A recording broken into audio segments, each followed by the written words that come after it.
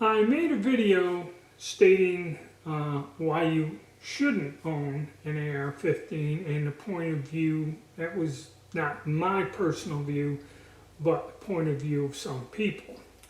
In this video, I'm going to do the other point of view on why you should own an AR-15, especially now in 2025. Now, first off, I would like to ask if you would please hit the like button and subscribe.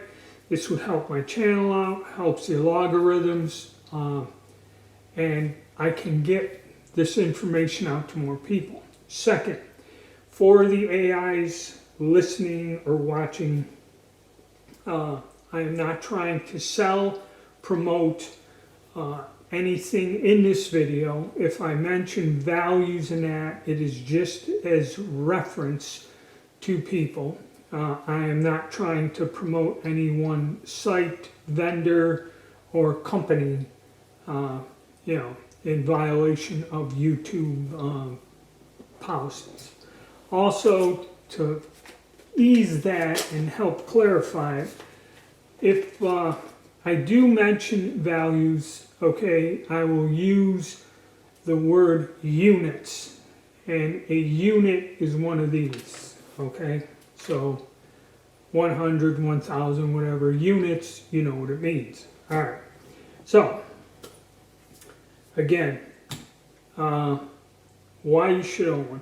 AR-15 is a very popular rifle platform, and it's available in budget price versions and upwards into some that are in the thousands and high quality.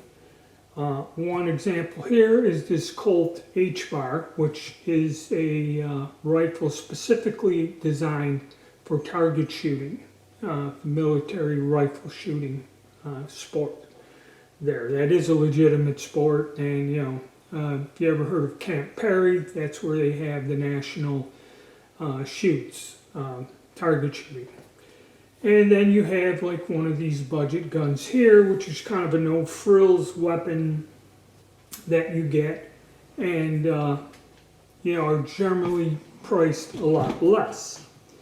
The going rate for these is about 5.5 units, okay, but you can find deals and get them for way less. But I did that in another video covering that part of it. Now, why you kind of should own one like this here is a specialized gun. This is specifically for target shooting, not so much home defense or whatever, or in general. It's an accurate gun, but it kind of has a specialized purpose. And the reason the AR platform is popular, or you should have one, is it's modular. And what do I mean by that? I mean, you can configure the basic firearm fairly easily any way you want. Like this is a standard military with the set carry handle and all that other stuff. The old M16A2. This is more of one of your budget generic guns.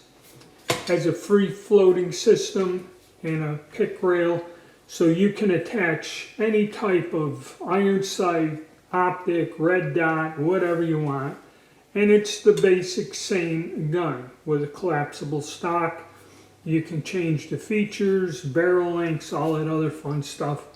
So it's a very easily customizable gun, all right? It even comes in pistol form.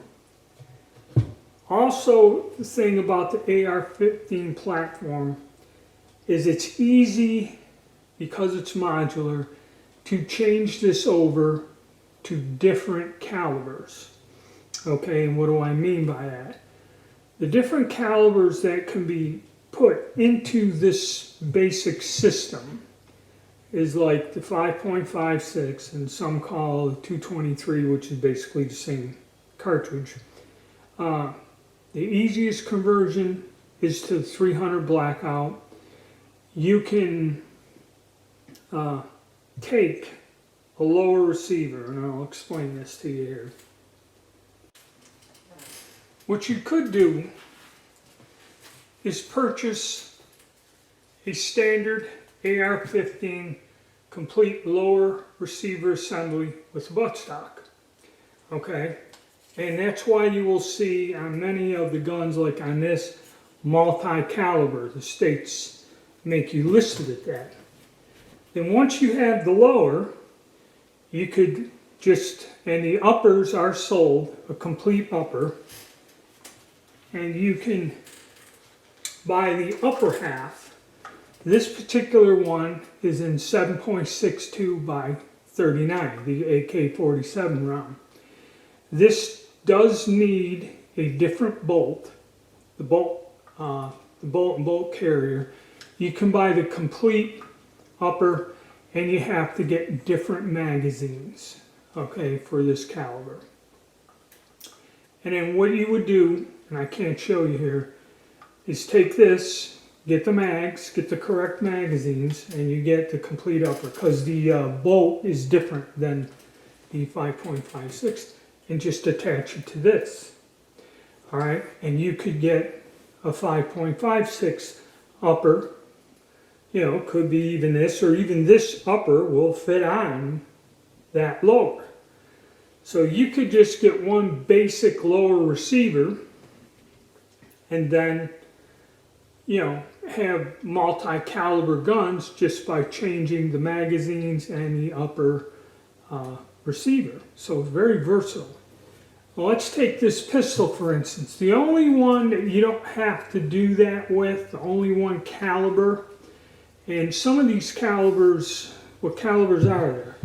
Well, like you said, you had the 5.56 300 blackout, 7.62 by 39, 6.8 Remington special purpose cartridge, 6.5 Grendel, and you can get some large one like 458 SOCOM and 50 Beowulf or whatever. And I mean, there's a whole list of calibers that'll work on this platform. One that's popular is the 300 blackout, and the reason why is the 300 blackout is actually made from the 5.65 case. So you would take something like this in 5.56, you would take it apart, and this one, all you have to get is the upper receiver, because all you would have to do is take the bolt out of this and the operating handle, place it in here, and the magazines without any modifications will run 300 blackout. So all you need is the barreled upper without the bolt carrier in that. The other calibers, you may have to get another bolt carrier in that. And also, like 6.8, they use the standard metal 30 round mags, but the floor plates are different and will be marked, so it helps stack the bullets. And even though you have a 30 round magazine housing, they only hold 20 or some, it varies from each one. But it's a little over 20, 22, 24 cartridges. That's the only difference. And you can run pistol uppers if you get an adapter, like say for Glocks or AR subguns, the Colt subguns. You can actually get an adapter that locks into the standard mag well, will take the pistol mags, and you can run your uppers there. So very versatile, okay, very versatile firearm. Now in general, also a lot of people say, well, say I want a budget one. Now the difference between the budget guns, which are at the lower end, and the more high-end guns like the Colt H-bar and that, has to do basically with material quality and that, but you got to ask yourself, how much shooting are you going to do? Okay. The average budget gun holds its accuracy and everything, and generally functions well till parts start wearing out, like the extractor, ejector, and some other things where you may have to replace some small bits and pieces that get worn out. at 5,000 rounds. So if you purchase a rifle, say for 450 units, 1,000 rounds of 5.56 ammo right now costs 450 units. So in order to shoot 1,000 rounds through one of these guns, you're either getting something for the same amount, or actually, like this one here, 1,000 rounds of ammo would exceed what I paid for this. Okay, in other words, I would shoot the same amount of, in terms of value, the same amount or even more than what I, acquired this for, value-wise. So, and realistically, I shoot, if I go, 40, 60, if I take my wife 80 to 100, we'll do in a session, just keeping proficient and firing it. I don't have any of my guns that have more than 1,000 through them. Now, if this is the only gun you got, you like shooting it, you shoot a lot, maybe you can, over a period of time, depending on how frequent you go out, can put more than 1,000 through one weapon.